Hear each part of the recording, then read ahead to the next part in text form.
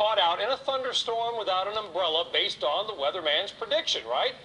Well, the truth is, actually, the average 7-day forecast has an accuracy of about 75%, so don't dump on the weatherman too much.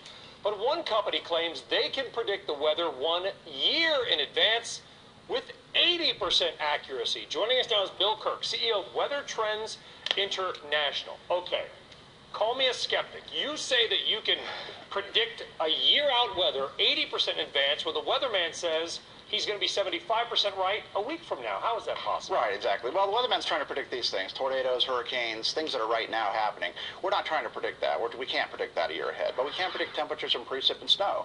So there are very much trends of temperature. We see it all over. The U.S. government puts out a year ahead forecast. Many weather companies do. Yeah, they do. And it's generally not entirely correct. Yeah, well, the approach that we take is very different than traditional meteorology. It's more statistics, math.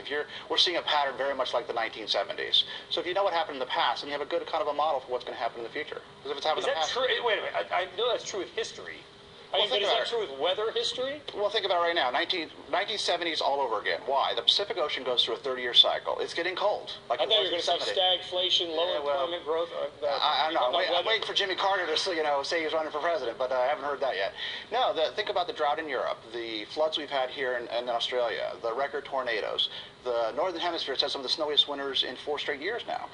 Why? Those are very reminiscent of the 1970s, mid-1970s, because the weather pattern in the Pacific is very reminiscent of the 1970s. 80% accuracy on I'm not quite sold yet. I mean, we often hear about the changes to the tidal temperatures, changes to, atmospheric, whatever it is. Right. So aren't we constantly evolving? You're telling me that it's more cyclical than you might think. It is. The sun is going through a crazy 300-year minimum. It's a very cyclic pattern. This planet's very orderly. So I think if you look at the cycles in the past, the weather is up and down. It's very much a repetitive pattern. So if you can predict that. So Walmart is a client of yours. Correct. Right? 9 years.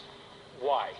How much product what do they get out of it? What do they got to buy for next spring? What if it's hot or cold? They don't know next year. They will adjust their clothing purchases or salt or shovels or, slickers based on... Absolutely. That is the thing they use it is right now they're buying for next spring.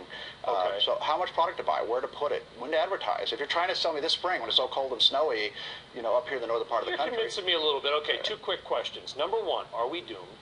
No. Will Manhattan be drowned in a week? No. Good. In a month? No. All right, number 2, you have a prediction for what? This coming up holidays?